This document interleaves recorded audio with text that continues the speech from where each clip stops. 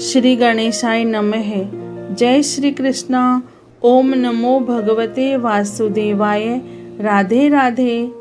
कार्तिक मास महात्म कथा का चौथा अध्याय प्रारंभ करते हैं। नारद जी ने कहा, ऐसा कहकर भगवान विष्णु मछली का रूप धारण करके आकाश से जल में गिरे। उस समय विंध्याचल पर्वत पर तप कर रहे महर्षि कश्यप अपनी अंजलि में जल लेकर खड़े थे। भगवान उनकी अंजलि में जा गिरे। महर्षि कश्यप ने दया करके उसे अपने कमंडल में रख लिया। मछली के थोड़ा बड़े होने पर महर्षि कश्यप ने उसे कुएं में डाल दिया। जब वह मछली कुएं में भी नहीं समा सकी तो उन्होंने उसे तालाब में डाल दिया। जब वह तालाब में भी नहीं समा सकी तो उन्होंने उसे समुद्र में डाल दिया। वह मछली वहाँ भी बढ़ने लगी। फिर मत्स्य रूपी भगवान विष्णु ने इस शंकासुर का वध किया और शंकासुर को हाथ में लेकर बद्री वन में आ गए। वहाँ उन्होंने संपूर्ण ऋषियों को बुलाकर इस प्रकार आदेश दिया, मुनीश्वरों, तुम जल के भीतर बिखरे हुए वेद मंत्रों की खोज करो और जितनी जल्दी हो सके उन्हें सागर के जल से बाहर निकाल लाओ। तब तक मैं देवताओं के साथ प्रयाग में ठहरता हूँ। तब उन तपोबल संपन्न महर्षियों ने यज्ञ और बीजों सहित संपूर्ण वेद मंत्रों का उद्धार किया। उनमें से जितने मंत्र जिस ऋषि ने उपलब्ध किए वही उन बीज मंत्रों का उस दिन से ऋषि माना जाने लगा। तदंतर सब ऋषि एकत्र होकर प्रयाग में गए।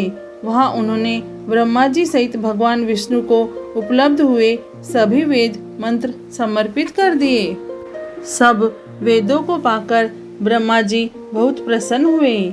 उन्होंने देवताओं और ऋषियों के साथ प्रयाग में अश्वमेध यज्ञ किया।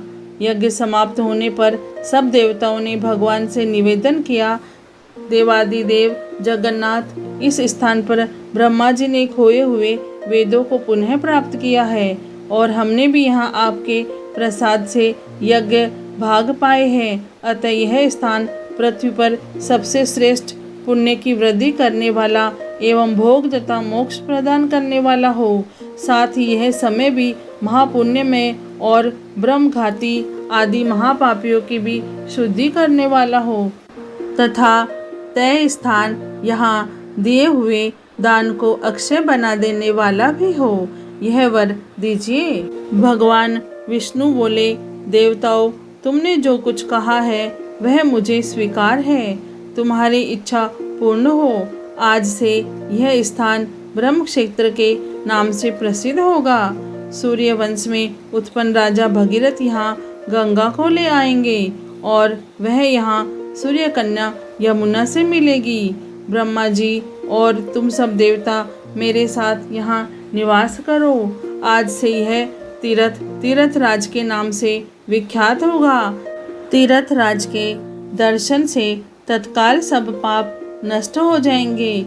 जब सूर्य मकर राशि में स्थित होंगे उस समय यहाँ स्नान करने वाले मनुष्यों के सब पापों का यह तीर्थ नाश करेगा।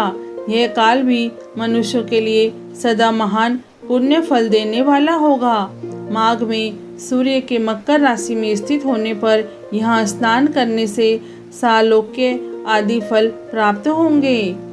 देवादिदेव भगवान विष्णु देवताओं से ऐसा कहकर ब्रह्मा जी के साथ वही अंतर्धान हो गए।